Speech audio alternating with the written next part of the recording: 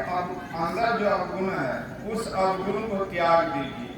नहीं, आप में जो दोष है उस दोष को दूर कर लीजिए। झूठ मत बोलिए, बेईमानी मत कीजिए, किसी को सताइए नहीं, बस हो गया। मतलब आपके कर्म से संसार में किसी भी प्राणी को, किसी को कष्ट न हो तो आप भगवान के भक्त हैं। आपसे यदि किसी को कष्ट है, वैर है, दुश्मनी है, तो आप भगवान से दूर हैं। आइए एक छोटी सी कहानी आप लोगों को सुनाऊं। आप लोग वीर सिंह बघेला जो मगहर का राजा था, वीर सिंह बघेला बड़ा ही प्रतापी राजा था, लेकिन शादी की कई बरस बीत जाने के बाद भी वीर सिंह बघेला का कोई संतान नहीं होता है। राजा की चिंता बढ़ने लगी है। राजा ने रानी से पूछी कि रानी ये बताओ कि कई बरस बीत गया, तुमसे कोई संतान नहीं हुआ, मैं क्या करूं? कहा कि आप दूसरी शादी कीजिए, उससे जो संतान उत्पन्न होगा वही जो है मगहर राज्य का राजा बनेगा। प्रिय श्रोताओं, राजा को भी ये बातें अच्छी लगी और उन्होंने विचार किया कि मैं दूसरी शादी अवश्य करूंगा। कारण राजा के बगैर राज्य की प्रजा जो है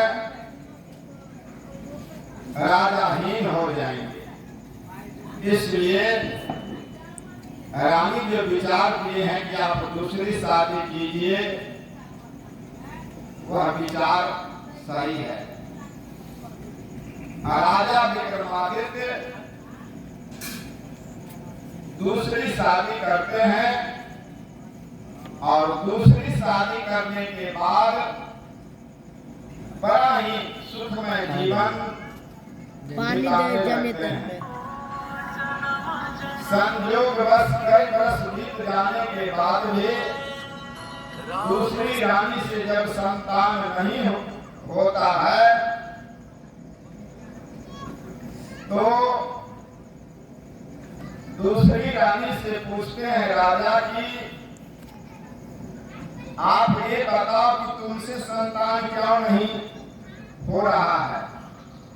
दूसरी रानी बताई कि महाराज, छोटी दीदी की आप पर छाया पड़ी है, जो पिशाचनी है, राक्षसनी है, उसकी छाया आप पर पड़ी हुई है। जब तक उसकी छाया आपके शरीर से नहीं मिटती है तब तक मेरे कोख से कोई संतान नहीं होगा। कहा कि उसकी छाया को हटाने के लिए मुझे क्या करना पड़ेगा? कहा कि उसकी छाया हटाने के लिए आपको गंगा स्नान जाना पड़ेगा। कहा? गंगा स्नान जाना पड़ेगा। प्रिय श्रोताओं, लेकिन एक बात, गंगा स्नान जाने से पहले छोटी रानी कहती है कि बड़ी दीदी को आप राजमहल से निकाल दीजिए, बड़ी को आप यहाँ से पहले निकाल दीजिए, और बड़ी दीदी को यदि आप निकाल देते हैं तो हमारे गर्भ से ही एक नहीं कई संतान होगा। कहा कि इसको घर से बाहर निकालने के लिए क्या करना पड़ेगा? कहा कि इसको जल्लाद को मंगाइए, जल्लाद को शराब पिला दीजिए और उसको मुहमांगा इनाम दीजिए और कहिए कि बड़ी रानी को तुम जंगल ले जा करके इसको मार दो। यही होता है। जल्लाद को आने से पहले ही छोटी रानी अपनी बड़ी बीबी को बाल पकड़ के घसीट करके बाहर लाते हैं और रानी की जो पोशाक थी वह पोशाक उतार करके फटी साड़ी पहना करके उसको जो है अंग का सारा आभूषण उतार लिया जाता है और फटी और पुरानी साड़ी में जल्लाद के नजदीक हाजिर कर देते हैं। जल्लाद उसको बड़ी रानी को ले जाते हैं। कहाँ? जंगल में। जंगल में जब जाते हैं तो छोटी रानी कहती है कि हे जल्लाद भाई, हमने तुम्हारा क्या बिगाड़ा है जो तुम हमको हत्या करना चाहते हो? ऐसा करो कि तुम मेरा जान छोड़ दो।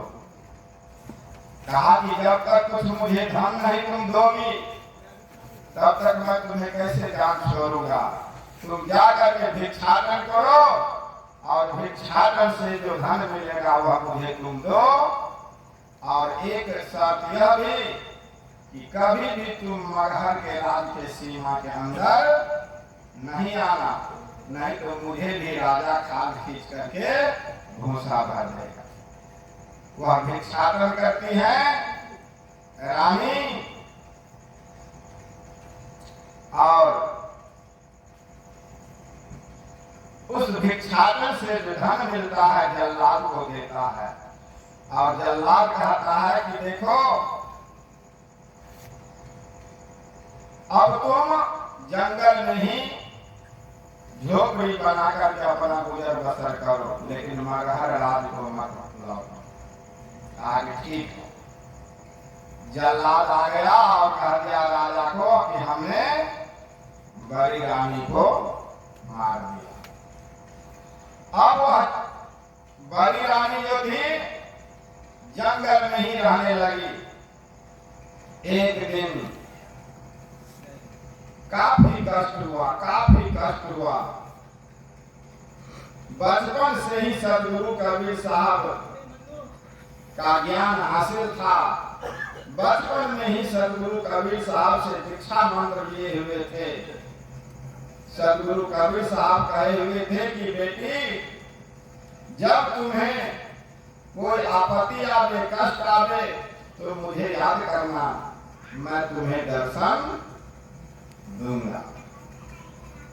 वह जंगल में एक छोटी सी पर्णकुटी बनाई और उसी में रहने लगी। एक दिन बीमार पड़ गई रानी, मरणासन स्थिति में हो गई।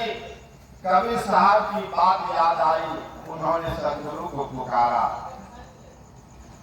और कहा कि लक्ष्य कोष जो गुरु बसे, सूरत दियो पठाई, शब्द तुरी असबार है, पल आवे पल जाए। गुरु को याद करती है, गुरु का दर्शन होता है। जब सदगुरु कबीर साहब आते हैं तो कहते हैं कि बेटी, तुम्हें क्या परेशानी हुई जो तुमने मुझे याद की? कहा कि हे सदगुरु, मैं सच बीमार पड़ गया था, मैं मरणासन की स्थिति में आ गई थी, तब आपकी बात याद आई, तब हमने आपको याद किया। कहा कि तुम्हारे भक्ति भजन से हम प्रसन्न हैं, तुम मांगो क्या चाहते हो? कहा कि हे गुरुवर, यदि आप मुझे देखना ही चाहते हैं तो खोया हुआ पति मेरे इसी जंगल में मिल जाए।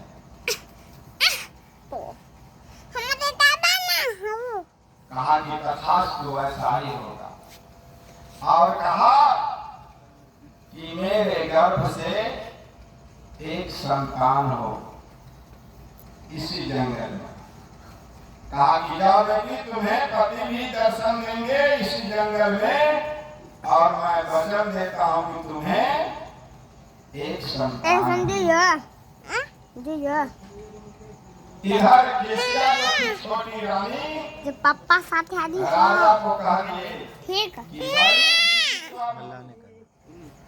जल्लाद के हाथों मारी गई। अब आप जाइए कहाँ गंगा स्नान। यह जो पाप किए हैं गरीब रानी को आपने जो हत्या की है, सो उस पाप को मिटाने के लिए आप जाइए कहाँ गंगा। नहीं,